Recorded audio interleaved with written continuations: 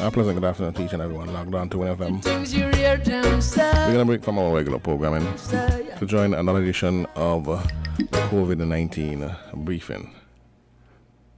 Thank you very much for joining us, as usual, for our COVID-19 briefing. We haven't been here for a while, and as you can see, the stats are looking good for now.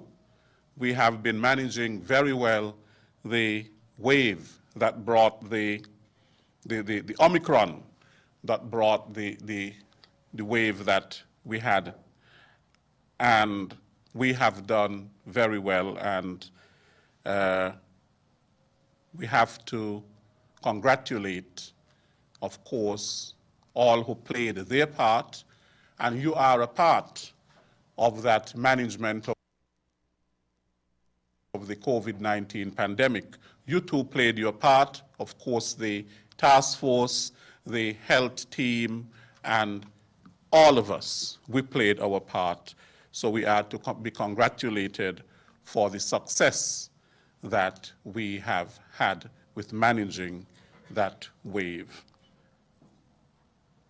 I want to invite first to the podium Dr. Cameron Wilkinson, who is the Medical Chief of Staff at the Joseph N. France General Hospital, to bring us his presentation. Dr. Wilkinson.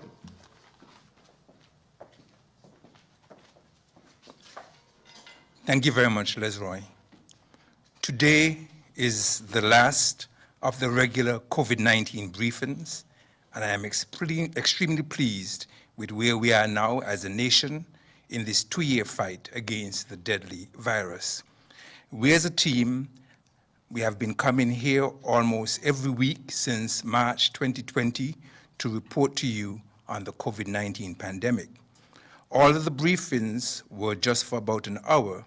There were many long hours of meetings and preparations that preceded us coming here, in addition to our regular daily work that did not go away because of COVID. This was the period when we as a people faced the greatest threat of our lifetime and the greatest threat in our nation's history, the COVID-19 pandemic. But we were indeed happy to have answered the call to service.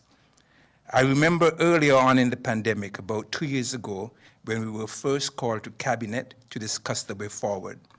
We sat around the huge table at government headquarters with all the ministers in a room that was filled with great uncertainty about the future we faced with this deadly virus, but united in a common cause to keep our people safe.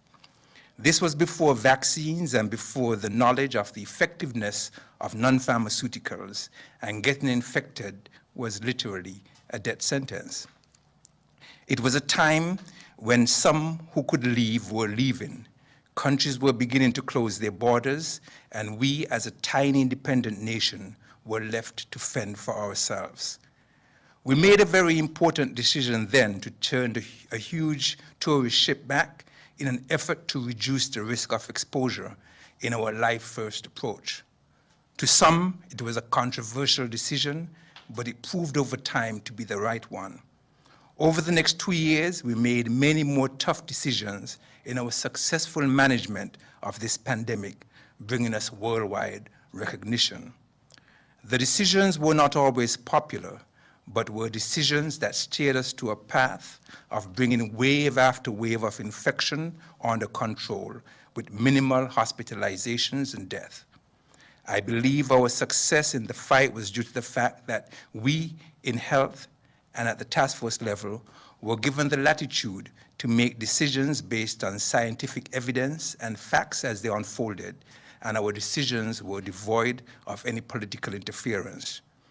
We kept science at the core of every decision we made and stayed focused and did not get distracted. We told you very early of our simple four-pronged approach to the management of the pandemic with the assessment of our progress at every stage. This was, 1, to keep the virus at bay for as long as possible with very stringent screening protocols at our port of entry. We were successful at this being one of the last places on the face of the earth to have its first imported case on March the 24th, 2020. 2, that once the virus arrived, our aim was to limit hospitalizations and death with our aggressive ring fencing contact tracing exercise, where we casted a wide web to identify all possibly infected persons and protect the most vulnerable among us. We were again successful at achieving this, as we were one of the few nations to have had 0 deaths and no major hospitalizations as a result of COVID-19 disease 16 months into the pandemic, until we entered our second wave on May 19, 2021. Our success at managing this pandemic then caused us to be recognized internationally as the country with the lowest rate of confirmed cases and having the lowest risk of COVID-19 in this hemisphere. 3, it was to limit the time between the development of community spread and the arrival of a vaccine, while at the same time keeping everyone safe with the prescription of non-pharmaceuticals. We were again successful in achieving this, having started our vaccine rollout on February the 22nd, 2021, while we were still COVID-free. The 4th and final leg was to vaccinate a significant proportion of the population to get us to an immunity threshold so that we could effectively fight off the continued and relentless attack of the virus and open back our country safely and get back to some sense of normalcy. Today, we have one of the highest vaccination population coverage in the region without a government-imposed mandate, with 82.9% of adults with at least 1 shot and 77.8% of adults fully vaccinated. We are continually asked by our Caribbean colleagues how we were able to have such a successful vaccine rollout program while others struggled. The answer we give is encapsulated in one word: confidence. Our people had confidence in the message that was being delivered through our education program about the vaccines and their safety and efficacy. Our people had confidence in the health services offering the vaccines, which is why they turned up in their large numbers at our health centers throughout St. Kitts and Nevis to be vaccinated. Our people had confidence in the policymakers deciding on the rollout, starting with our Prime Minister, the 2 health ministers who helped manage this pandemic, our Chief Medical Officer, and every member of the health team. I want to put on record my commendation for our Prime Minister for the astute leadership he provided during this crisis, a leadership style that brought out the best in all of us for the benefit of all. We called for an all-of-society approach in this fight, and you responded. We were able to unite the country to defeat this invisible foe for which we had no blueprint of past experience to guide us. It was because we as a people remained united in our efforts why we were successful. And I do believe that as we begin to emerge from the stranglehold that COVID-19 has had on our everyday life, that it is our combined efforts that will take us into a successful post-pandemic era for the benefit of all. Because of our united efforts, we have gotten through the worst part of this, or the worst period of this pandemic, relatively unscathed, compared to many nations, great and small, far and near, with only 43 deaths, many of which were preventable.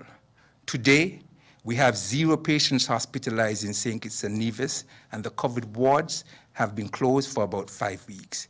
We have 0 active cases in St. Kitts and Nevis, and we have one of the highest adult vaccination coverage in the region without a government-imposed mandate. We have come a long way over the last 2 years from border closures, lockdowns, curfews, and significant restrictions on our daily activities to a near normalcy now. Our children are all back to full in-class learning. We are now having mass events, and every sector of our society has reopened.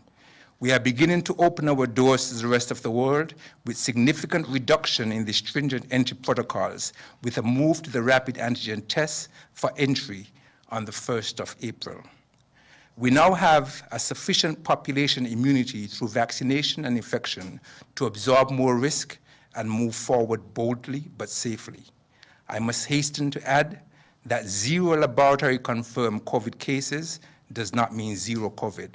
The virus did not suddenly disappear because the situation report tile showed 0 in the active case section.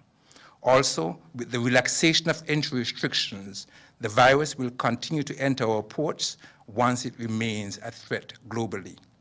The virus is still out there and still presents a significant threat to the vulnerable. We just lost another elderly person to COVID-19 on Monday this week. Let us remain vigilant and not get complacent. As we move forward, we all need to take more personal responsibility in this fight, as your singular action can affect all of us.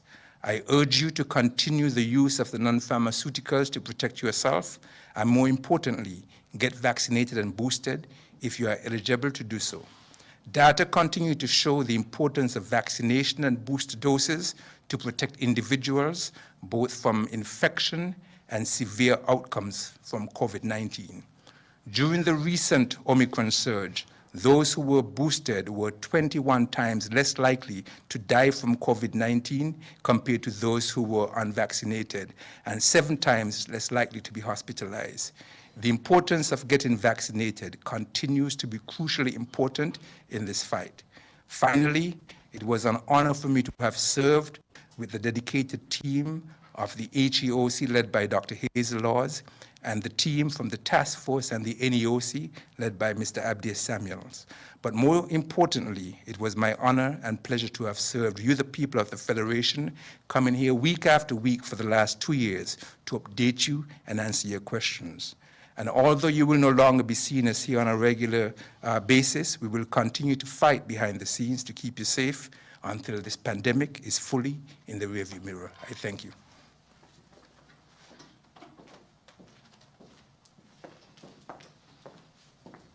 Thank you very much, Dr. Wilkinson.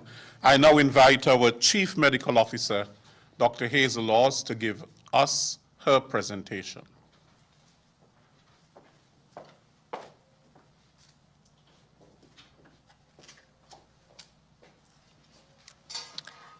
Thank you, Mr. Williams, and a pleasant good afternoon to everyone. This afternoon, I will share with you the Health Emergency Operating Committee's situation report for Wednesday, March the 30th. I will begin by providing a review of our COVID-19 response over the past 2.25 years. Our response to COVID-19 spans 2.25 years, from January 2020 to present. So it was December the 31st, 2019, that the World Health Organization brought this unusual virus and unusual presentation of respiratory tract illness being identified in China. In January of 2020, the WHO declared it a public health emergency of international concern. And then on March 11th, 2020, the WHO declared the COVID-19 outbreak a global pandemic. In March the 31st to April 25th, 2020, we had our first strict lockdown. And then the cruise industry reopened in July 2021. So this just highlights some significant occurrences over this past 2.25 years. It was January the 23rd that the Ministry of Health increased its presence at the Robert Llewellyn Bratcher International Airport, when we strengthened our port health surveillance and begun screening inbound passengers. And it was on March the 25th, 2020, the then Minister of Health, Honorable Wendy Phipps, announced the first 2 COVID-19 cases in the Federation. It was on that day that NEOC, the National Emergency Operating Center, was activated, and also the Health Emergency Operating Center. Both were activated on that day, and we started having regular meetings of the HEOC.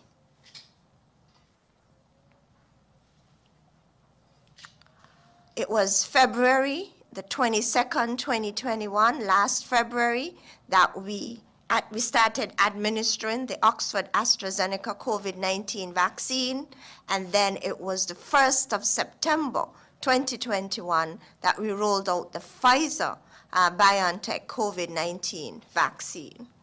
So this provides a summary of the significant events that took place in our response to COVID-19 pandemic. In terms of the health and travel protocols that have kept us safe, these are some landmark dates. Okay, so it was the 31st of October that we reopened our airports to inbound air travelers. All inbound air travelers at that time had to complete 14 days of quarantine. And then it was May the 1st, 2021, the quarantine period for the fully vaccinated inbound air traveler was reduced from 14 days to 9 days. And then we had a further reduction in this quarantine period on the 12th of July, 2021. And then on the 6th of October, 2021, the quarantine period was reduced to 24 hours. And then on December the 11th, 2021, all inbound vaccinated travelers could enter and integrate into our society without any period of quarantine. Now, on the 1st of March, the unvaccinated or partially vaccinated returning nationals, they could spend or complete their 7-day quarantine period at home without the security facility. And then the most recent change that was approved by Cabinet comes into effect this Friday, April the 1st, when all inbound travelers can submit, or you have the option of submitting a negative rapid antigen test for entry into the Federation. So this just summarizes the major changes to our health and travel protocols over the past year and a half. As I said before, it was March the 25th that we announced our first 2 cases, and this just provides you a snapshot of the media release that was issued or disseminated on March 25th, 2020, when we announced the first 2 cases that were identified almost midnight Tuesday, March 24th, 2020. It was on June the 17th of last year that we recorded our first COVID-19 death. Between then and now, we've recorded 43 COVID-19 related deaths. The most recent took place on Sunday, and I want to just pause and extend my deepest sympathy to the friends and family of the deceased. Now, this slide provides an overview of the 4 waves of COVID-19 infections that we have successfully contained. And so the first wave of COVID-19 infections took place between March the 24th and April the 15th. So ladies and gentlemen, it took us 1 month to contain the first wave of COVID-19 infections. In this wave, we added 15 cases to our COVID-19 tally. And then between April the 15th, 2020 to May 19th, we added 30 positive cases of COVID-19 over that period. Our borders were open, and those 30 cases were all imported cases. They were all inbound travelers. Our second wave of COVID-19, it took us 2 months to contain the second wave, between May 19th, 2021 to July 15, 2021. In this wave, we added 610 positive cases to our tally, and we recorded 3 COVID-19 related deaths. It took us 3 months to contain our third wave, between August the 15, 2021 to November the 15, 2021. In this period, we added 2,167 positive COVID-19 cases, and we recorded 25 COVID-19 related deaths during this time period. It took us 3 months to successfully contain our fourth wave between Christmas Eve last year, December 2021, to March 29, 2022. We added 2,727 positive cases in the fourth wave. We've only recorded 15 COVID-19 related deaths during this period. Please note that the Lambda variant of COVID-19 drove the second and third waves, and the Omicron variant was responsible predominantly for the fourth wave. And I think we can say it was the original strain of COVID-19 that drove the first wave. And in terms of COVID-19 testing as a federation, we have tested, our testing rate has been acceptable, and we got support from 5 labs. So at this time, we have 5 labs providing us COVID-19 testing capabilities. And so we have the lab at Alexandra Hospital, we have the lab at the JNF General Hospital, and we have 3 private labs. And so our COVID-19 test rates has been at an acceptable level. So this is a summary of the 4 waves of infection that we have successfully contained. Our current COVID-19 status, I'm sharing with you some roses, pictures taken. In terms of our vaccination program, 82.9% of the adults in our population have received the first dose, and 77.8% of the adults in our population are fully vaccinated.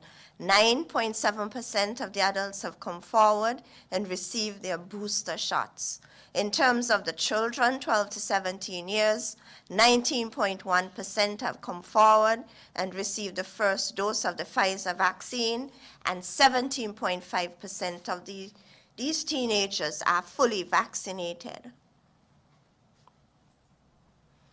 This slide shows the data or vaccination data disaggregated by island, and as you can see, 56.3% of the total population, St. Kitts and Nevis, are fully vaccinated, and we have one of the highest COVID-19 vaccination rates in the Caribbean, and for this we must be proud, and we want to thank the people of the Federation who trusted us in terms of the information we provided, and you came on board and you accepted the vaccine.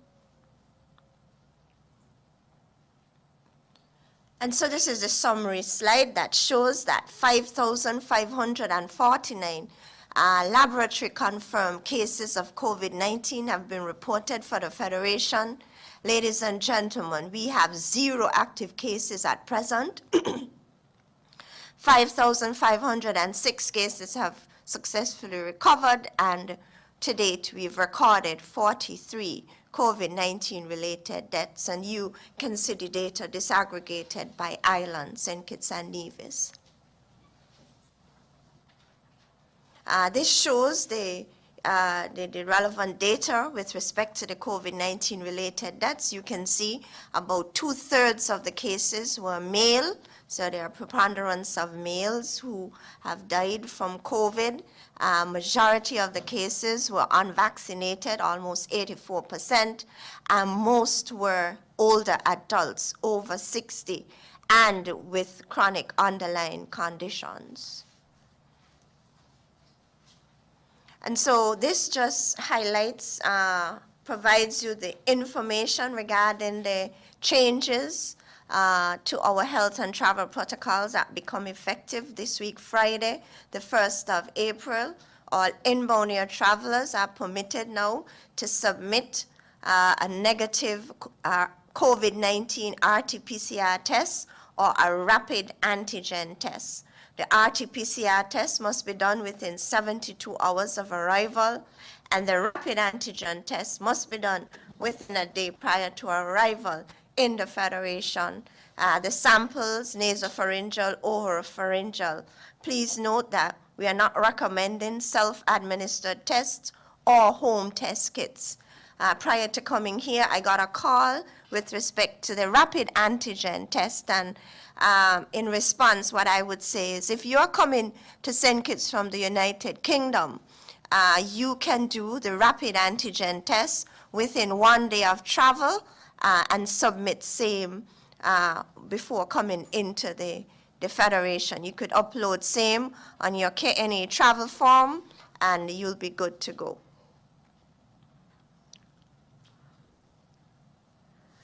Now, in terms of the World Health Organization global targets, there are 4, whereby all territories, jurisdictions globally will be assessed in terms of their response to COVID-19, and they are hoping that each territory can vaccinate 70% of their people by mid-year this year, 2022.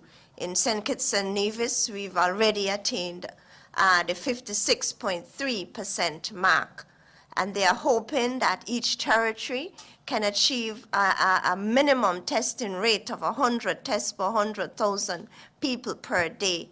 And in the Federation, we've already passed this minimum. In terms of provision of care for all of our cases, all our COVID-19 laboratory confirmed cases have received adequate care, either from our case managers, hospitals, health centers, and all our essential healthcare workers have been protected by PPE, appropriate PPE, and by vaccination coverage. And so we are doing quite well in terms of the WHO global targets. All right, so this is a big question. Will COVID-19 go away? Will it get worse? Will it fade into the background? Will it become a seasonal flu? And so the scientists are trying to come up with the answers to these questions. And so there was an interesting article in the New York Times on the 28th of March, whereby the scientists are already beginning to answer some of these questions. The virus's Omicron variant was significantly more infectious and more resistant to vaccines than the original strain that emerged in 2020. And so there's no reason, at least biologically, that the virus won't continue to evolve. So in other words, the consensus is that going forward, the coronavirus, the COVID-19 virus, will continue to evolve and mutate. This is a slide taken from that same article in the New York Times, whereby on the x-axis it shows the estimated reduction in the effectiveness of the antibodies generated through vaccine, meaning the current vaccines that we are using. And then on the y-axis, it shows the level of infectivity or transmissibility of the various COVID-19 variants. And as you can see, the Omicron variant is the most contagious to date, and it is the variant that has evaded the current vaccines the most. And this trend, what the scientists are saying or suggesting, is that this trend will or may continue. Taking all this together, we expect SARS-CoV-2 will continue to cause new epidemics, but they will increasingly be driven by the ability to skirt the immune system. In this sense, the future may look something like the seasonal flu, where new variants cause waves of cases each year. And so going forward, what they're trying to say is that we can expect a surge in cases from time to time. And these new variants that will evolve may continue to evade the current vaccines. And so the scientists, they have their work cut out for them in terms of their ability to develop broader variant-proof vaccines. So in other words, going forward, as a people, as a federation, what would we have to do in terms of COVID-19? Well, we need to we're going to have to depend on the non-pharmaceutical measures and depend on the broader variant-proof vaccines that will be developed. And so the COVID-19, the non-pharmaceutical measures or the COVID-19 protective measures remain. The vaccine, the COVID-19 vaccine provides a layer of protection against COVID. And those of us who are vaccinated, we have benefited and continue to benefit from the immunity gained from or through vaccination. And then the wearing of the face mask will continue to be very important as we go forward and face the emerging strains of the COVID-19 virus. And hand hygiene will continue to be very important, and our ability to maintain our distance as far as possible will also be very important. And, the last point in terms of persons who are experiencing respiratory tract symptoms, it's really important for you to stay at home and get tested because it may be COVID, it may not be COVID. And so the COVID-19 protective measures will continue to be very important as we go through the rest of 2022 and 2023. Ladies and gentlemen, it has been 2.25 years that we've been coming to you in terms of providing you the HEOC situation report. And we've been coming to you, providing you the latest scientific information regarding the virus and the vaccines.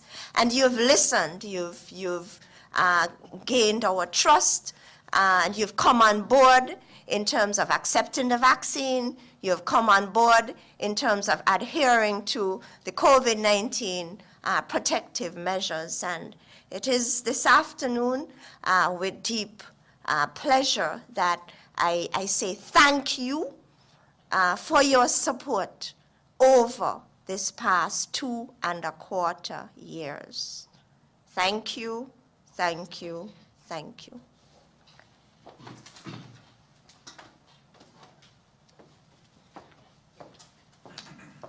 And thank you, Dr. Laws. We now have Superintendent Cromwell Henry, who will give us his presentation.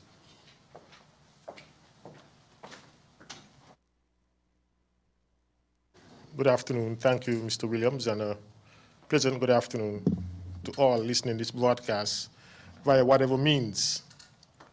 I must first apologize early. In my haste to get here, I forgot my spectacles, and so I may have a bit of a challenge reading my notes. But nonetheless, I'm familiar with the material, and so I should be able to get through. But just in case, I apologize in advance. The security forces continue to do our part to ensure that our federation remains safe. We have done so in collaboration with other security agencies, as well as the Ministry of Health.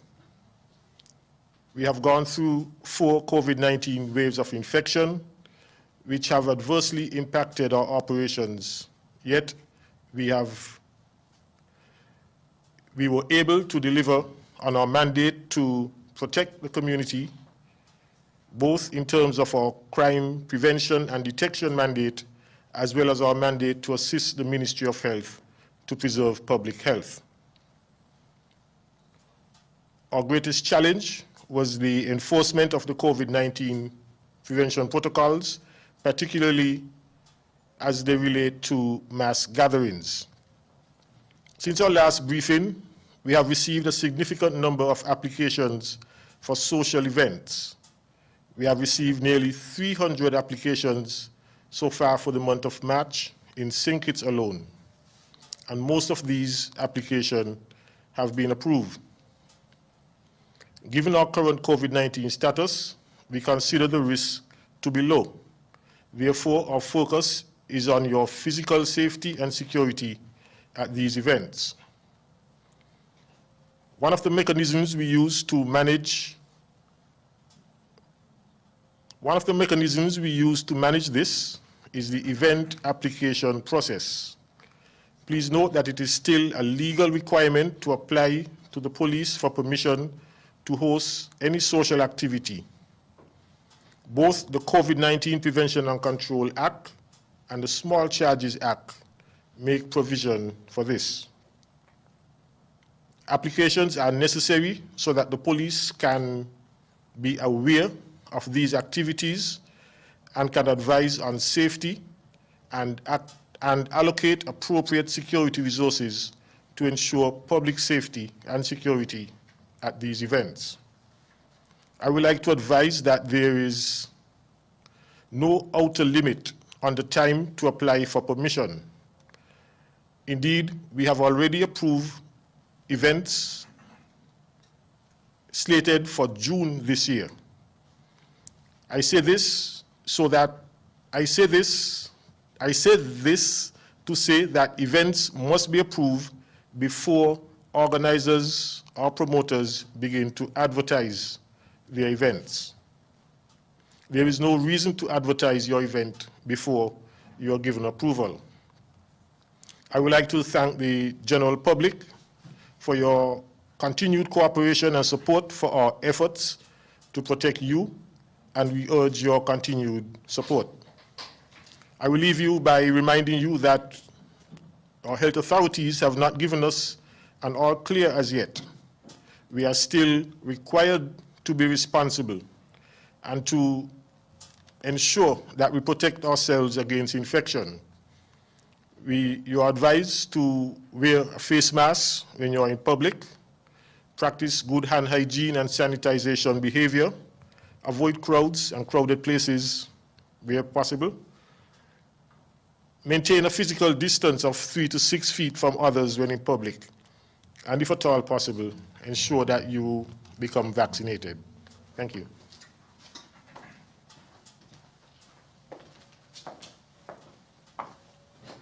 Thank you, Superintendent Henry. I now invite the Director of Statistics in the Department of Statistics in the Ministry of Sustainable Development, Mr. Carlton Phipps, who will give us a presentation on the population and housing census. Mr. Phipps.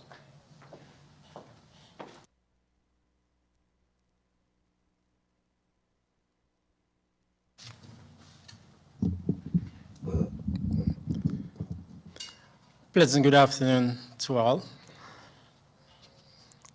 I'm here today to make brief remarks on the upcoming population and housing census with the aim of bringing a greater awareness to the importance of the census and to encourage the full cooperation of all. Now, the population and housing census is an international, regional, and national activity. In St. Kitts Nevis, this project is conducted by the Statistics Department within the Ministry of Sustainable Development. It was initially scheduled for 2021, but because of the COVID-19 pandemic situation, we had to postpone our activities until now. But notwithstanding this, my team and I at the Statistics Department, we have been working behind the scene to ready us for a moment like now. As indicated before, COVID-19 cases are very low, and we felt that this is a convenient time for us to get on with the conduct of the census. So, over the last few weeks, the department has been training a number of eligible persons to assist in the data collection for the census. And starting next week, and then going over the next 2 months, our enumerators will be making house-to-house calls to undertake the census data collection. Herein, we will collect and update the count of the number of persons living in St. Kitts Nevis, and additionally, information collected on such areas as housing, age, ethnicity, education and attainment, employment status of persons. Notably, the last census was conducted in 2011, that is some 11 years ago, and such information is more or less outdated and a need to update these statistics. Indeed, your information is important to enable us at the Statistics Department to report accurately as to the makeup of our population. Your information is key to sound decision-making, whether it is in the government or within the private sector. Your information is essential to provide the general public with general knowledge about our population. Of key importance, must note, our field workers clearly identified or outfitted, will be outfitted as representatives of the Statistics Department. These persons, having taken an oath of secrecy, are bounded by law to ensure that your personal information remains strictly confidential. Additionally, our department continues to work closely with the NEOC task force, COVID-19 task force, to ensure that the pandemic in St. Kitts Nevis remain under control. Additionally, our field workers are being educated on COVID-19 risk reduction strategy, and we will be providing them with personal protective equipment to minimize the risk of any community spread while we are in the field. I said to you, our country needs you to be counted, regardless of your country of birth, your residency status, your ethnic background, your religion, etc. If St. Kitts or Nevis is your country of residence, you are to be counted. Your household should be counted. Therefore, I encourage you to encourage your family, your friends, your relatives to play your part and cooperate with our enumerators. Our slogan, it's me, you, us, 2021 census. Indeed, everyone count.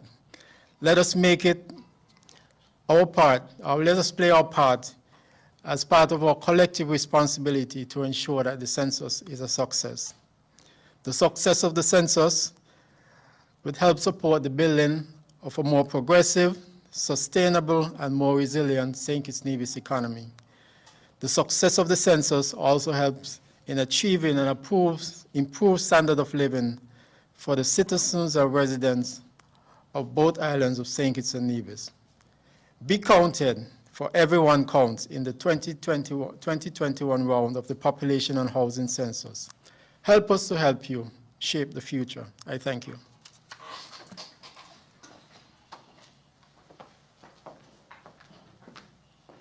Thank you very much, Mr.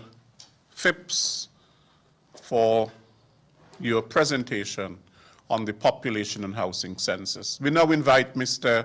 Abdia Samuel, the chair of the National COVID-19 Task Force and our National Disaster Coordinator, to give us his presentation.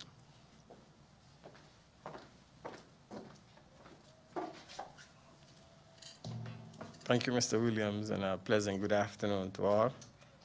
Mr. Williams, I too want to use this opportunity to encourage our citizens, residents, to support the National Housing and Census, Population and Housing Census activities.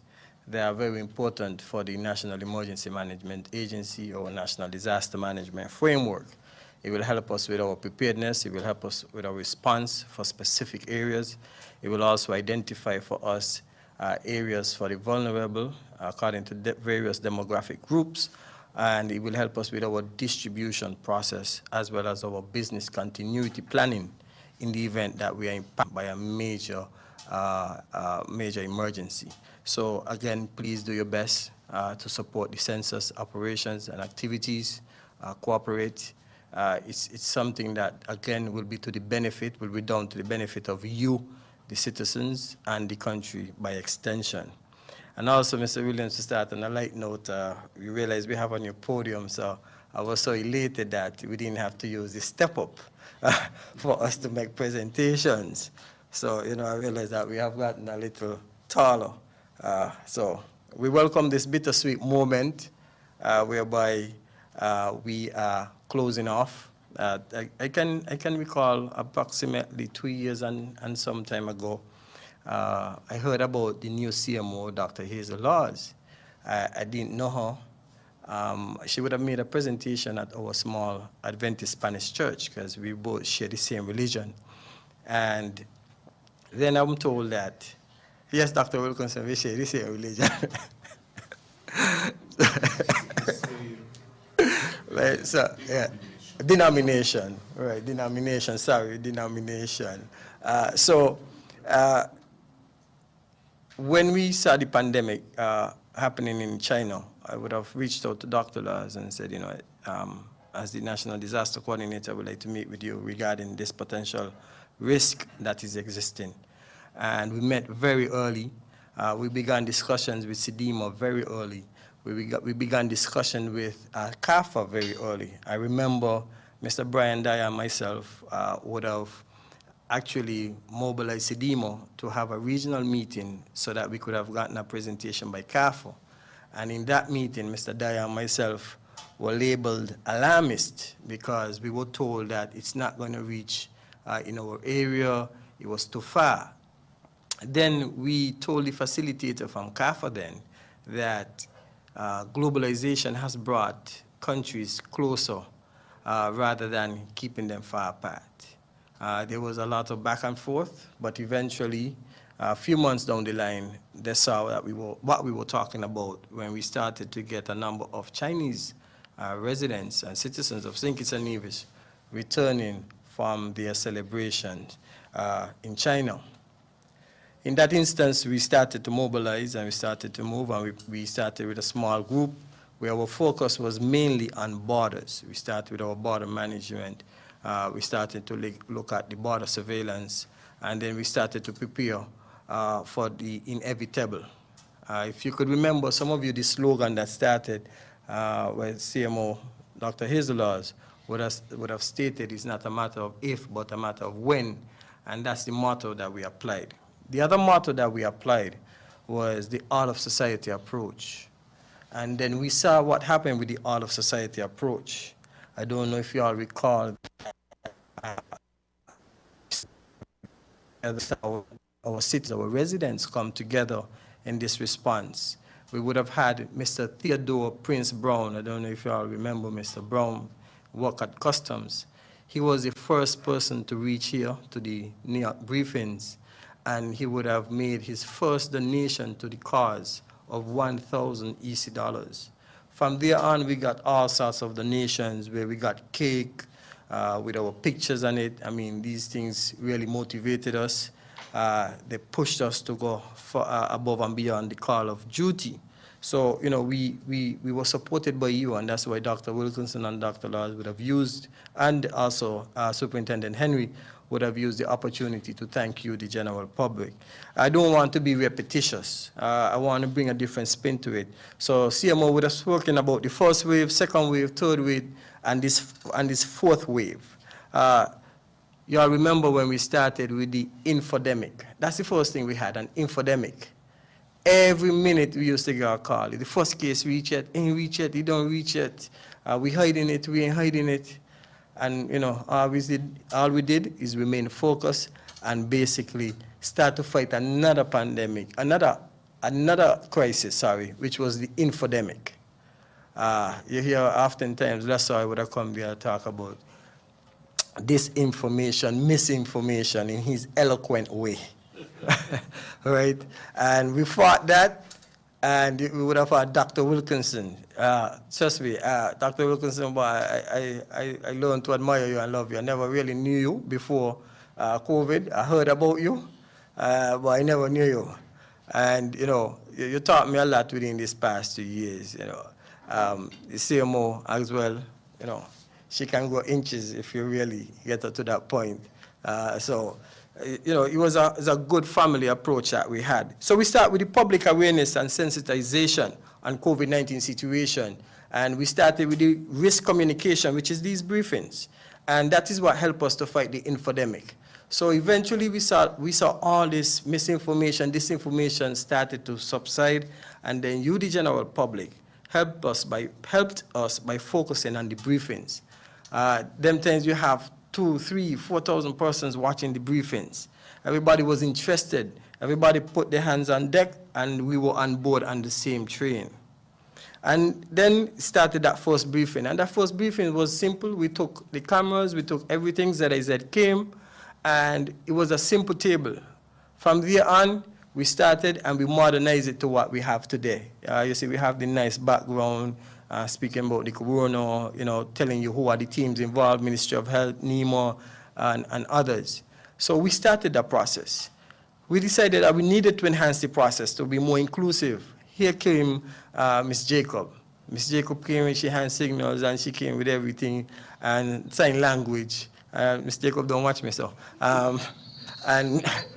And we had fun, so it became a family, so everybody, I remember one time Ms. Jacob probably made a little something, I don't know if it was a mistake, and I tell you, the general public let us have it through social media.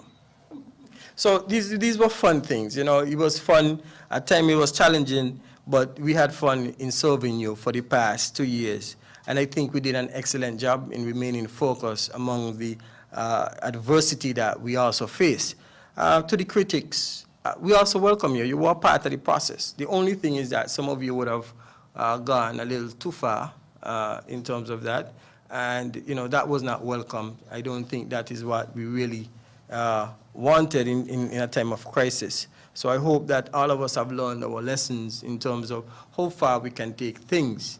I know we see the situation what happened with Will Smith and Chris Rock.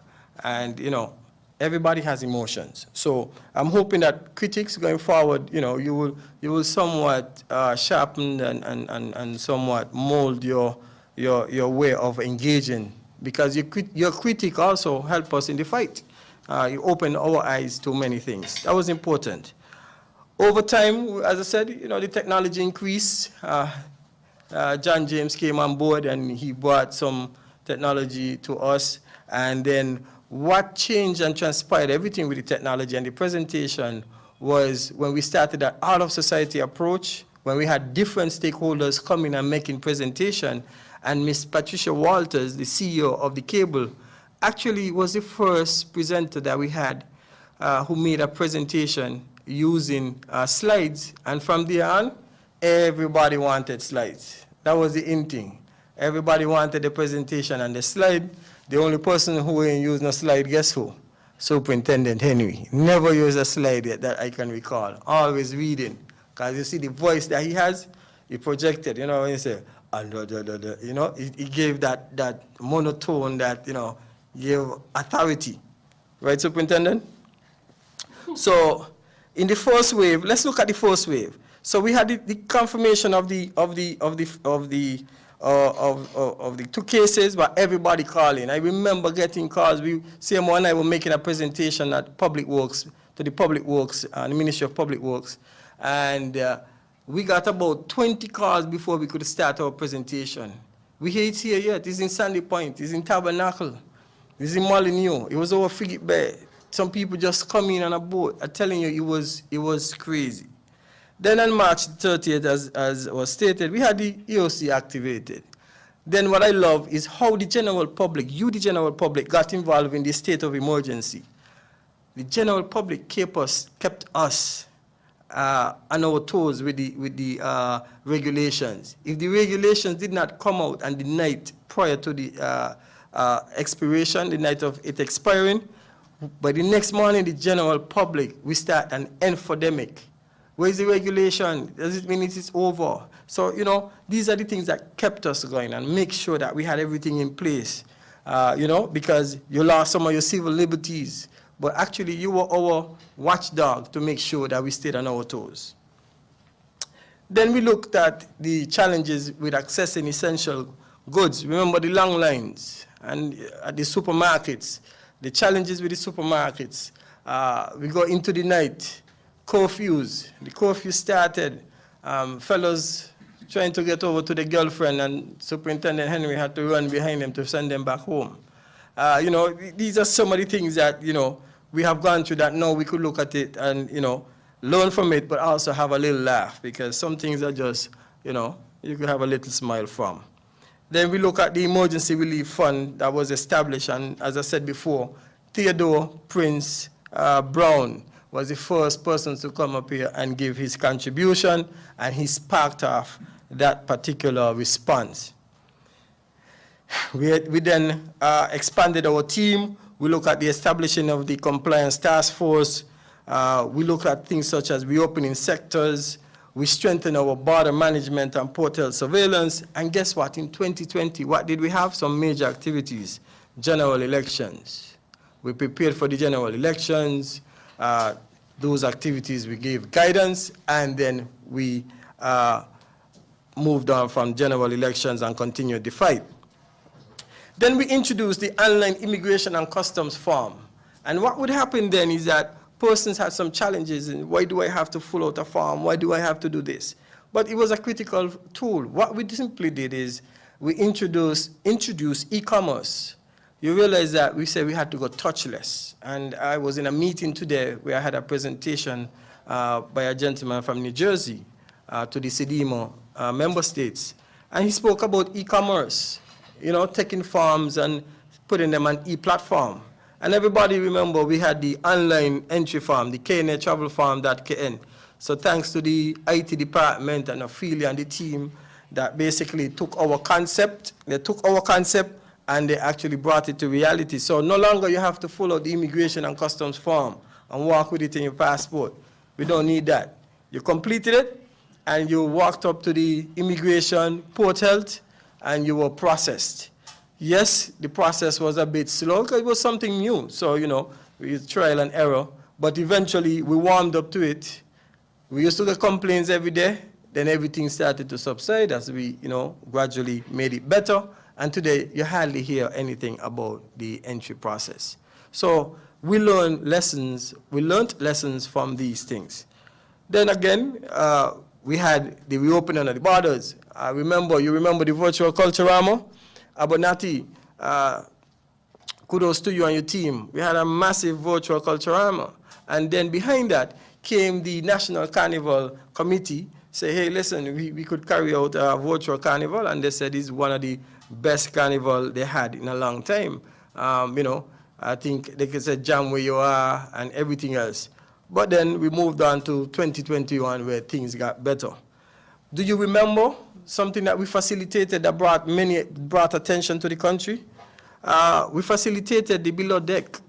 The below deck came January to April 2021, and is a reality series.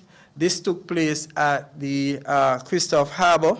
They stayed over at the Southeast Peninsula. We were able to create a bubble for them, and I am happy to say not one case, let me say it again, not one case came out of that activity from January to April.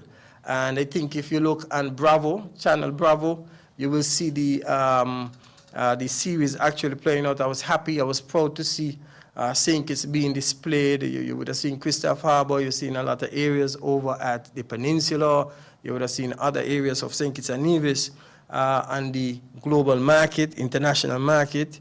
So I'm proud of the team that were able to put this together and support it, in particular, the cabinet of ministers. Then we had MSR Media, who would have stated to us, listen, based on the work that was done in St. Kitts and Nevis in managing the pandemic and the reputation we built in the Caribbean region as one of the countries, small island state that best managed the pandemic, they decided to come to St. Kitts and Nevis to basically do their filming and produce films. And we have seen that they have produced a number of films. I remember in the early discussions with them, they wanted to go to Barbados. The thing was to go to Barbados. They were leaning towards Barbados, but when they looked at what we have done in St. Kitts and Nevis, they said, hey, listen, this is a great place to come and make this investment. And this kudos to all the team, in particular you, the general public. Then we move on to the next wave, which is the second wave. And then, we saw the COVID testing in schools, the increase in cases in the schools, the shift system in the schools. Then we see how the public and private sector was severely impacted. Then we moved on to wave 3. And in wave 3, we saw that the vaccination process for the schools started, the challenges in the reopening of the cruise and the hotel sector, because everybody didn't like the restrictions, but eventually everybody warmed up to it, everybody understood, and today we have a resilient tourism product here in St. Kitts and Nevis. Equally so, we continued with the easing of restrictions on entertainment, and yes, the entertainment was one of the sectors that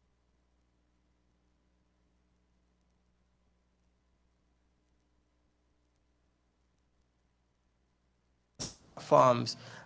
You cannot expect to have such a large national response and not have persons oppose things. These are natural things. These are things that are welcome. We are not going to be engaging in a back and forth. We have to accept those criticism and learn from them, pull out what we need to learn from, and other things you just have to let it go to the waste bin. Then we saw the hosting of the National Carnival 2021. Everybody remember? Bubble Juve for the vaccinated, fully vaccinated. And then here came Omicron, wave 4. Then what we decided to do, say, hey, listen, we help you. We have fought 3 major waves. You went and you had your Juve, you had your fun, fully vaccinated. We had Omicron, we have wave 4. Yeah, we saw an increase in cases, and then eventually we saw things to start to subside. As things started to subside, then what we decided that it's time to hand the responsibility over to you, the general public. And that is why we are seeing the many easing of restrictions. So now that we carried the burden for you for 4 major waves, this wave, we handed over the responsibility to you. So you saw the fencing at Posante come down. You saw a number of restrictions come down. You see this, as Dr. Wilkinson said, you see all these social activities that are happening. And eventually up to today, I've been having some discussion with some persons where they are so happy now that the rapid antigen tests, which now may be $30, $40 as opposed to paying $150, $200 for a PCR test, will be accepted. I think that is highly commendable. And I want to thank everyone for their patience. We had to be guided by our medical experts, following the science, studying the various practices globally, not just in the Caribbean. So Dr. Laws and Dr. Wilkinson were charged with making sure that they go do the research and they will come and advise. And when they advise, we gave our logistical input to what they are saying, how we could implement, how we could look at this. And then what happens, which you don't understand, is that the power is not in Dr. Wilkinson, Dr. Laws, and myself, Commissioner Brandy, to just decide, yes, that's going to happen like that. No. After we meet, we have to package that information, and we go to cabinet. We were going to cabinet every Monday. Every Monday, cabinet would then make a decision whether they accept the recommendation, or sometimes cabinet will say to us, well, go back, do some further research, and then come back to us with a reviewed position, and then they will deliberate and give us the outcome of their deliberation. That's how the process functions, and that's why I too want to concur with Dr. Wilkinson in terms of the astute leadership that was provided by the Honorable Dr. Timothy Harris during this time, and the other cabinet members, the entire cabinet. But in particular, I want to highlight two ministers who basically gave of their time and sacrifice. The Honorable Attorney General, Mr. Vincent Byron Jr., who I see personally as a father figure based on the relationship that we have developed over the years as the chair of the Disaster Mitigation Council. And I say that publicly because of how close a friendship we have and bond we have built outside of work, where I cannot go by glory and get my glass of passion fruit juice. CMO used to give me lime. I also want to highlight Minister Wendy Phipps, who is the co-chair of the Disaster Mitigation Council, who have come like a big sister to me, inside and outside of work, and who is actually here every time we had a briefing, in particular when we had them every day. If you don't know, Minister Phipps, we share passion because my mother is ill. She too is taking care of her bedridden, ill mother. And, you know, to be here every day serving the general public, we ain't getting an extra cent, we ain't getting nothing, just for the sake of service to country. I think that's highly commendable. You cannot want a sacrifice like that from any human being in any country. So I really want to highlight their sacrifice and contribution to our response to this pandemic. Then the music festival committee came and said, hey, listen, everything happening, we think we could have this happen. And we looked at it, we got the recommendations, everybody get the input. We have the security forces. When you hear Henry give his talk, you know what I mean? You listen. He commands that respect. And then you have CMO who will put on a couple inches and then give and then we have Dr. Wilkinson, he's a surgeon, straight. You understand what I'm saying? So we had so much diverse expertise on hand that they were able to provide us with proper guidance for us to be able to serve you and serve you well. So the music festival is going to be hosted from the 23rd to the 25th of June, 2022, with over 5,000 patrons each night, 5,000 to 6,000 patrons each night. We are hopeful that this can be a success as we demonstrate to the world that we are ready to return to that sense of normalcy.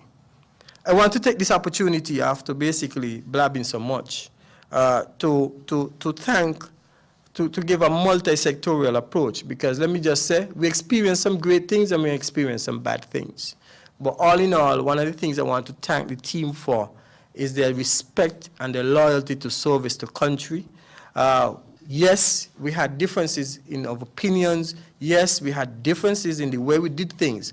But one thing I want to commend them for is that we stuck together, we kept it behind closed doors, and we made sure that at the end of the day, when we come before you with a united front so that you could be confident of what we were doing.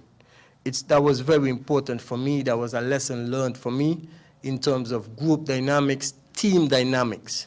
And it's important for our young leaders that are coming up, for them to see that, hey, historically, I don't know, I've never been to a pandemic, I don't know if I will live to see another one, but they can see how different professionals came together in a multi-sectorial approach, and they were able to guide a country. They were able to guide a country through a crisis like none of us have experienced since, if you're not over 110 years old. So again, I want to basically encourage the young leaders, young teams, and others to see how working in a united way can bring success to our nation. We also saw the experience of the first female president of the Chamber of Industry and Commerce, Ms. Giselle Matthews, That was historic as well, and we want to commend them. So I take this opportunity to commend the cabinet. Again, the astute leadership of the Prime Minister, accessible.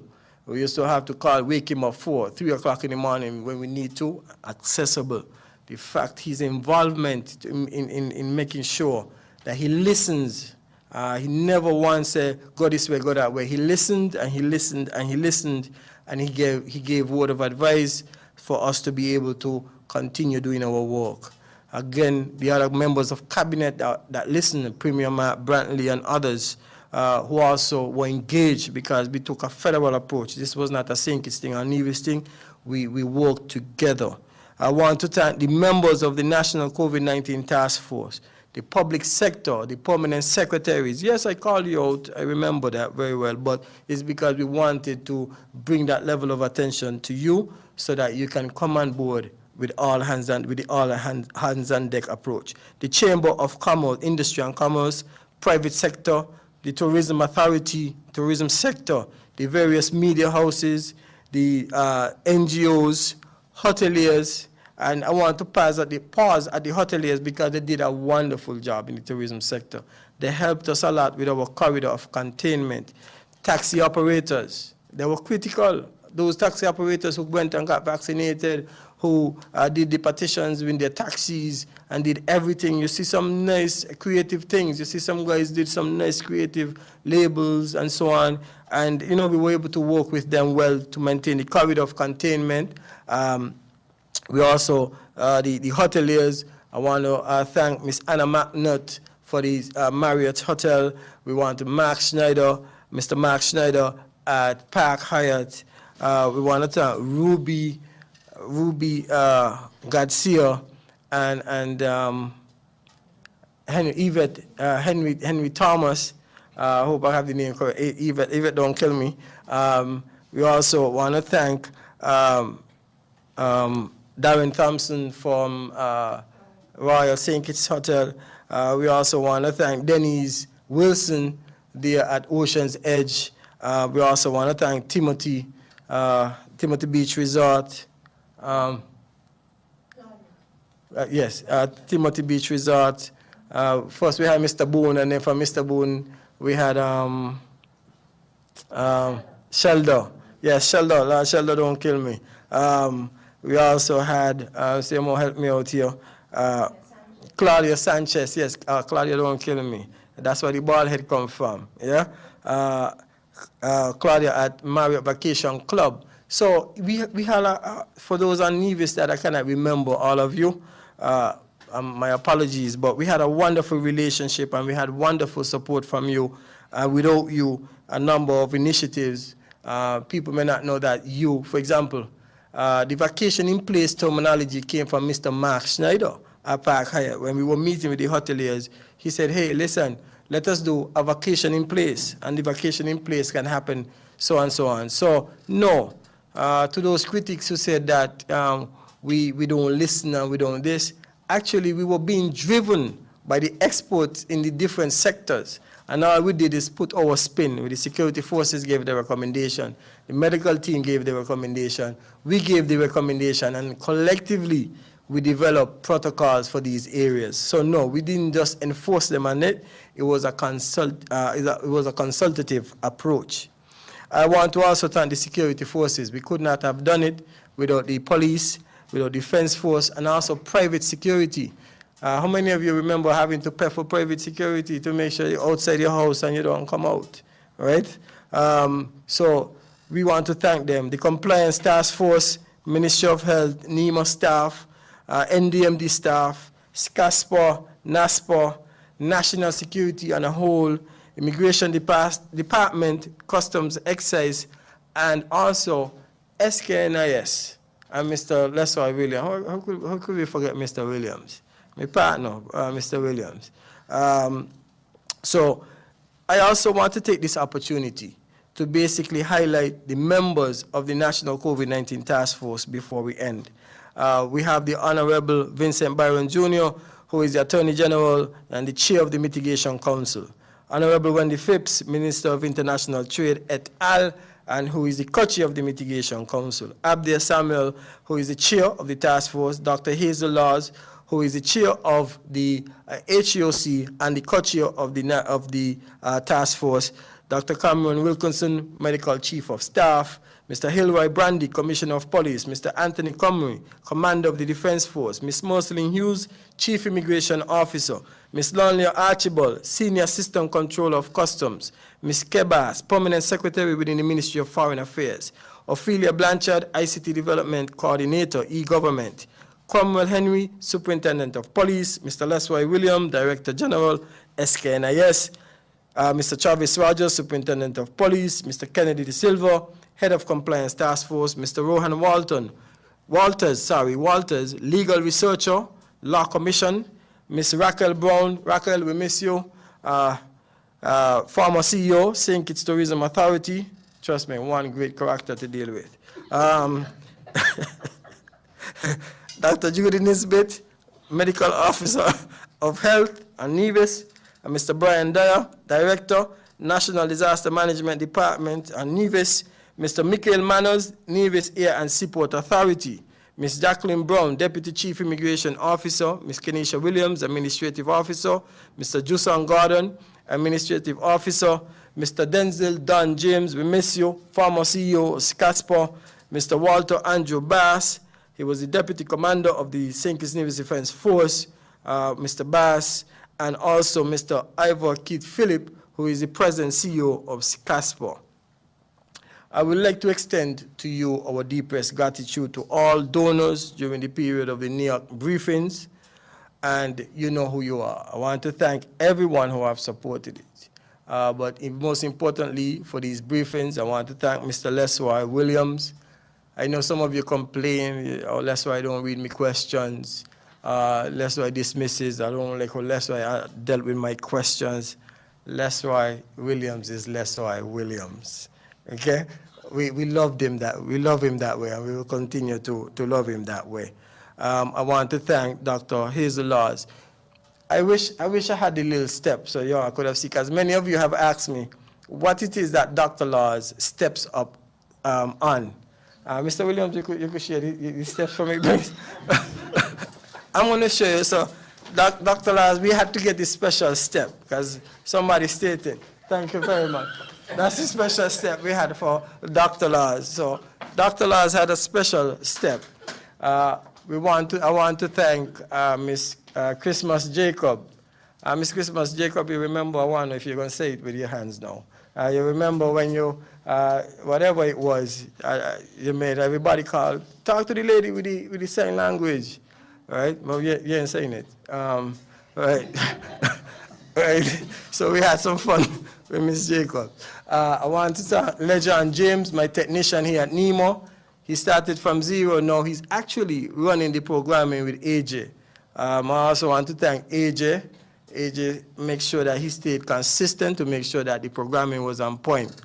I want to thank Dr. Marisa Cathy. Dr. Cathy works with the team at Health Promotion Unit to make sure that Dr. Laws or Dr. Wilkinson, when he was acting, had his presentation and data, ready to present it to you, the general public. Because this data don't stay here in St. Kitts and Nevis. This data goes worldwide. I've had persons in the UK, I had persons in the United States of America actually sending the infographic and say, you sure this is correct?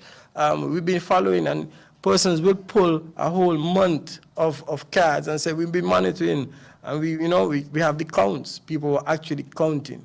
John James, he was the man behind the technology. I want to thank you, John James. There was a famous line I remember saying, John James, load it up. And James, sorry that the girls took it the wrong way. My apologies to you, Mr. James.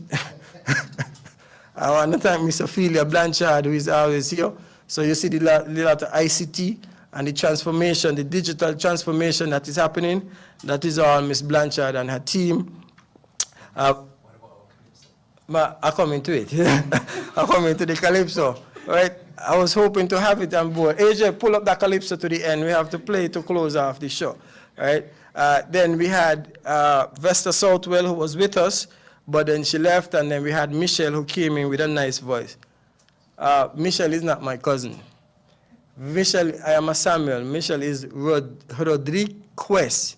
She's with a Q. In Spanish, we use the G, Rodriguez. So, please, people, she's French, I am Spanish. So she's not my cousin, okay? Right. So Michelle, thank you for all what you have done. Tell me who will miss Superintendent Henry. He come here with that thing, but he forget the glasses. We will never forget him. We built some strong relationships. And again, Dr. Wilkinson, and when Dr. Wilkinson coming up, right? Dr. Wilkinson had a thing. Do you know when Dr. Wilkinson coming to be a surgeon? He has a thing that when he walking up, once you see him fix his tie 3 times, surgery coming. Surgery was coming, yeah? And Dr. Laws had a way, when you see Dr. Laws going to grow inches, she would say, ah. Once we hear that, we know that, she need the step. She won't just go the inches. It was fun. I think we had a great time together. Please remain vigilant. It's not over. We want to continue to work behind the lines. However, I must end by saying that we went through a critical crisis in our lifetime. I want to thank everyone. But I must say to you, yes, I came to Census back in 1987, 88, somewhere. A little boy. Mr. actually taught me in junior high. Remember, it was junior high, it wasn't washy. We had to go from grade 6 to junior high, first and second farm, and if you're in the good, you stay third farm up there. Mr. Phipps taught me maths. And Census provided an opportunity for me as a young man of a different ethnic background. Attacking me for being of a different ethnic background to you, at first it can be demoralizing, and that was in my early stages. But now, I'm actually proud that I being of a different ethnic background, can contribute to the country. I remember I wanted to be a policeman first, and I went by the police station by a farm, and by the policewoman handled me so rough. I said, well, not me, man. And then eventually, when the fire department was breaking off, we joined. But guess what? When we joined the fire department, we were still under the police. It was Commissioner from Nevis, Foy, Mr. Commissioner Foy. Henry used to kill me in pity. Henry used to be fit now, he ain't fit now. He used to be fit, have us running up and down the place and, doing different things.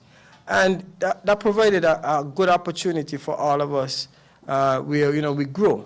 I was proud to say that October of this year is going to make me 23 years, because we joined in 1999, 23 years of service to this federation. I had many opportunities to go overseas and live, but I just fell in love with the tranquility and the peace that we have here in St. Kitts and Nevis. So to those of you who keep continuously attacking some persons of different ethnic background to you, all you're doing is strengthening us. Yes, I am not from here. That's public knowledge. But guess what? I know I am a contributing citizen of this country, and I will continue to do so with distinction and good grace and honor. To our leaders, I have to say thank you, because we couldn't do it. I remember boasting off in one of our national disasters regional meeting, where I said to the guys, we have one of the best cabinet in the world. Because sometimes we needed to, when we brief in the PM, Dr. Timothy Harris, he will say, well, he will ask, he likes to ask, well, what is the practice in other countries? What is doing done? And I could have taken up my phone, being right there, and call one of my colleagues, and, allow them to interact with the Prime Minister. I mean, they will call me later and they say, Mr. Sam, it's obvious, you really was able to get the Prime Minister to talk to me? Because, you don't really get that opportunity. And that's, to me, that touched the core of my heart to know that our Prime Minister was able to come down to these levels and be able to even speak with my colleagues throughout the region so that we could actually learn from them their practices, and then we can analyze and have decisions and make decisions. I think that was critical, that was important. I could also recall being able to call all the ministers of government and address them with concerns related to their ministries and our response. And they all gave their efforts to support our response. So again, we are appealing to everyone to continue this togetherness until we get the all clear from Dr. Laws that we are no longer, and Dr. Wilkinson, listen, we no longer have to wear masks, we no longer have to have these protocols. Now, what are we going to do about the traveling, the travel farm? Some of you are saying, oh, when are we going to remove the travel farm? When are we going to do this? We have had recommendations, let me just say to you, from the border agencies, for example, Immigration and Customs, who has stated that they want the electronic form to remain. What we have advised Cabinet is that we want to move it from the approval process to a facilitatory process, where what you will be doing is uploading immigration and customs card rather than writing up the paper, and you will just have it there electronically. So when you arrive or you land in the Federation of St. Kitts and Nevis, it will be a seamless process rather than you be worrying about paper and everything else. So eventually, yes, you complete the form, you get a barcode, a number, and you just show it at the agent, by the agent's desk. If you don't have it, if you arrive with it, then we put you in the welcome center, you complete the form, and then you are processed. So eventually, we are going to get there, and we are hopeful that we could get there in the near future. But for us to get there, we have to work together. We have to remain strong and together to ensure that we maintain resiliency here in St. Kitts and Nevis. My colleagues, thank you very much. We're going to miss this. It's a bittersweet moment, but we have to move on. So, Mr. Williams, thanks to you, thanks to everybody. Thank you, the general public, for all that you have done to make our response and recovery process a success. See you soon. Thank you, Mr. Samuel, for thanking almost everybody. But of course, you know, these briefings cannot end without one or two questions. And they were designed, these briefings were designed for you, so that you can have an avenue where you can ask your questions and that they can be answered by the relevant authorities, of course, which is an important part of the management of the COVID-19 pandemic. And so these questions I will ask. Von Radio, will the vaccination campaign continue for free within the Federation or in the foreseeable future? And will vaccines remain free of charge for persons who are interested in receiving booster shots? And the other one is they want Mr. Phipps to repeat the security measures in place for the general public. But I do know that there is a replay of this briefing. I think it's on ZIZ, and there will be many rebroadcast of it. But Mr. Phipps, you are invited to come and to speak to the security measures again about the population and housing census. And then there is one more.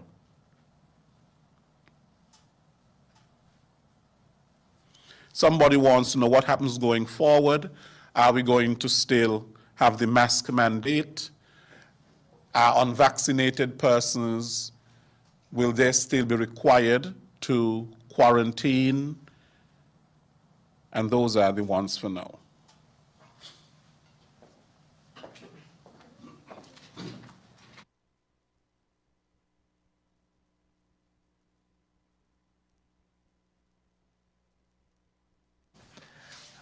I am not aware of anyone who has had to pay for a vaccine at any health center in the Federation of St. Kitts and Nevis, and the same will hold for the COVID-19 vaccine. Yes, the vaccines come at a cost to the government, but to the people of the Federation or to anyone living here, it is free. And that's why for the last year plus, we've been encouraging you to go forward. And as I said in my presentation, the vaccine is critically important for us to go forward. So those persons who are asking about when are we going to get rid of the mask, when are we going to get rid of our quarantine and etc. for even the unvaccinated, it is by us continuing to increase the threshold of vaccination immunity. You heard the CMO said that the goal from the World Health Organization is that we have 70% of the population vaccinated. Right now we're at 56 points, so we have a long way to go. I think I answered those questions.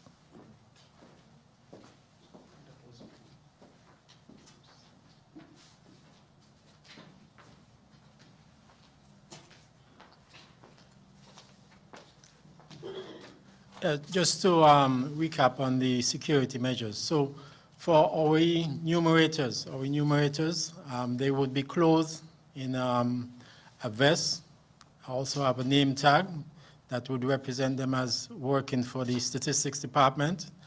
As I also mentioned that in terms of considering the COVID-19 situation, it is low, but not zero.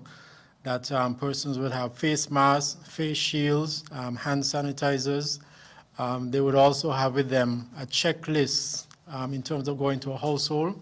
They would ask, is anyone experiencing, basically if anyone is experiencing any sort of COVID-19 symptoms. If anyone is experiencing such or anyone in the household have COVID, then we would delay the interview of that household until a later time.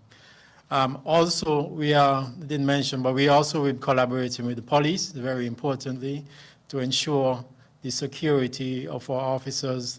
They will be making surveillance in the field while we are working. Thank you.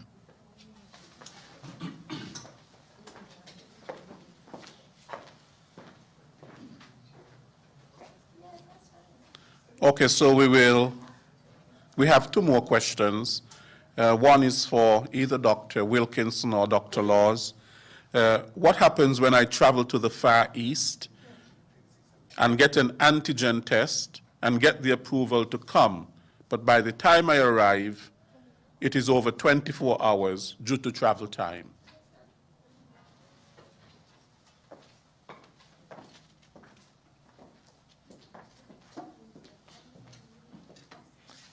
I think the protocol says 24 hours before you travel.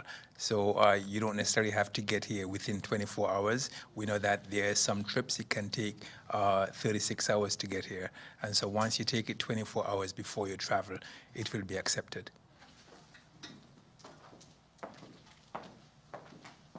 And our ultimate question for the day, what are the rules during music festival for vaccinated and unvaccinated people to enter St. Kitts and Nevis?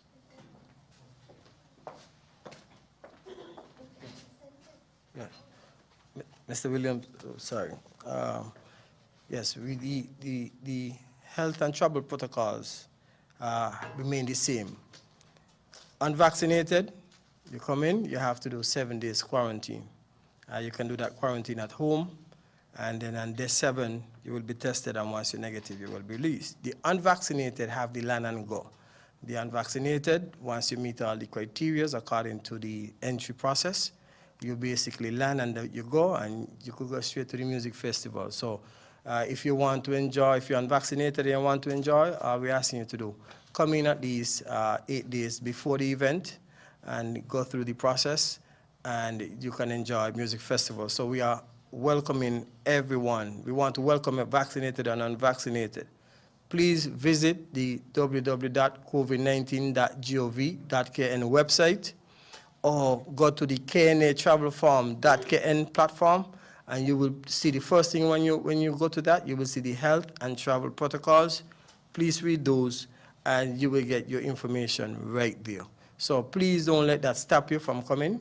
Hopefully by then, our health experts might advise us, and by then we may be able to review the protocols and maybe you may see that the protocol, some further restrictions may be eased. So stay tuned. If anything, please contact the numbers that are on the KNA Travel Farm website and also on the covid19.gov.kn website.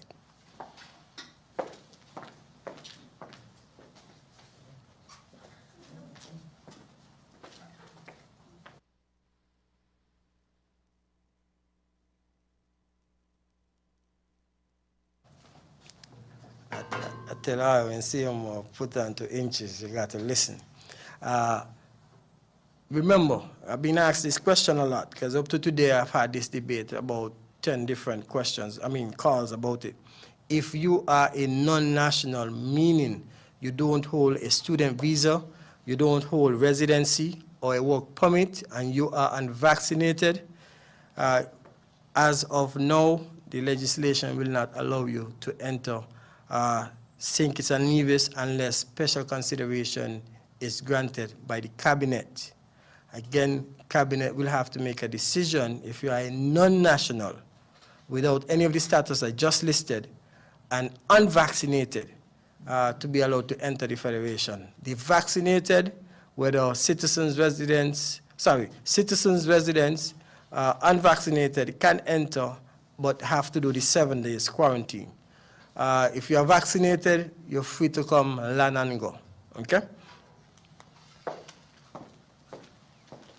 Okay, thank you very much. This brings us to the end of the briefing, and I won't have to thank persons because so many thank yous have been given. I would normally do that at the end.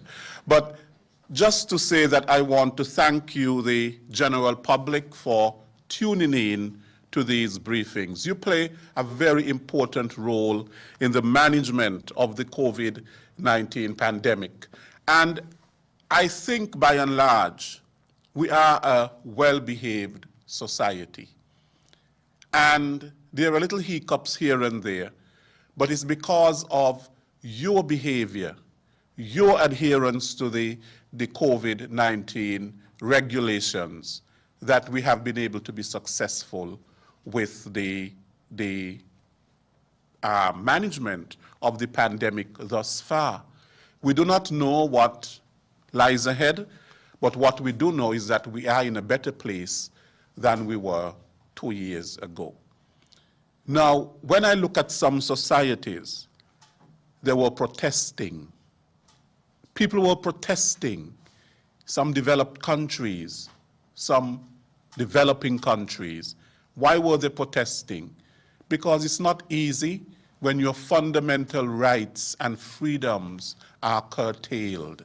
It is not easy when you're told that you have to stay home for 24 hours, or that you have to reach home by 6 o'clock or 10 o'clock. Nobody likes that sort of a thing, and especially when government has to be doing that, especially in a democratic society, because sometimes some people see it as, an encroachment on their rights and their freedoms. Nonetheless, this happens at times because of certain situations that may arise, just like we had just like the pandemic.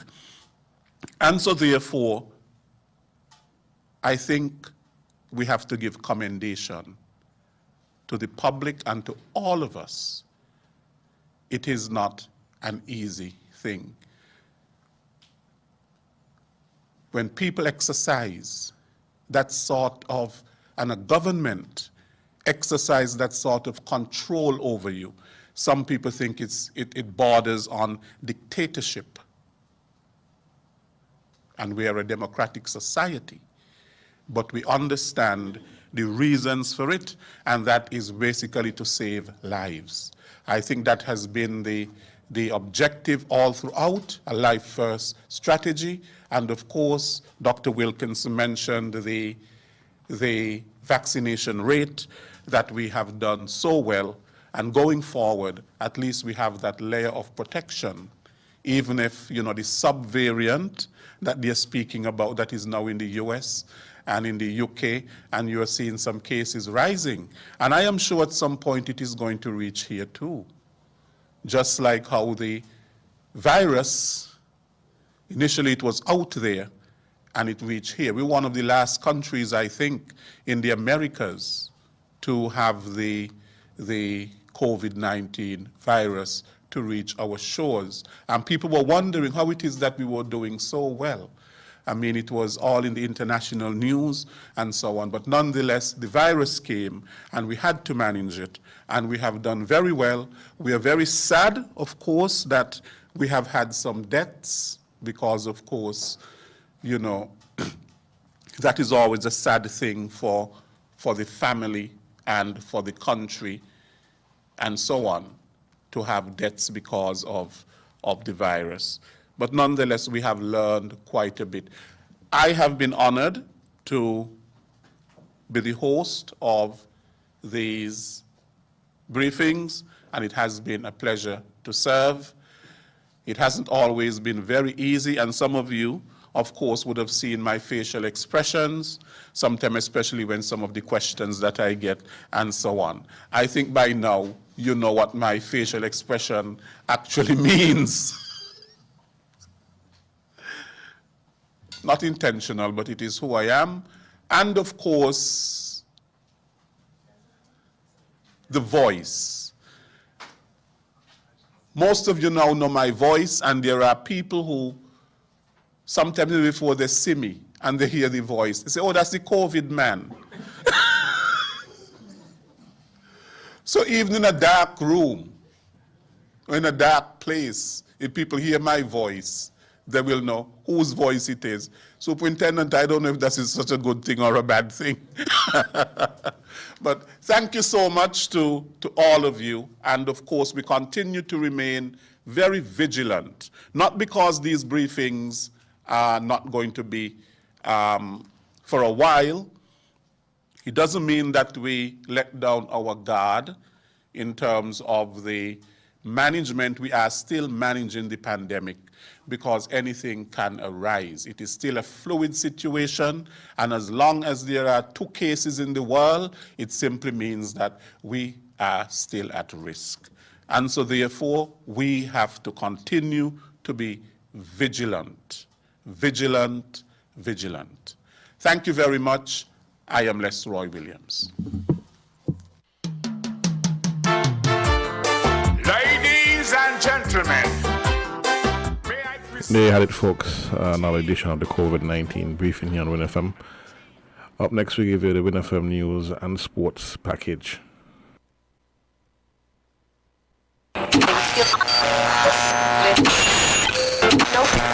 You found the sound. 98.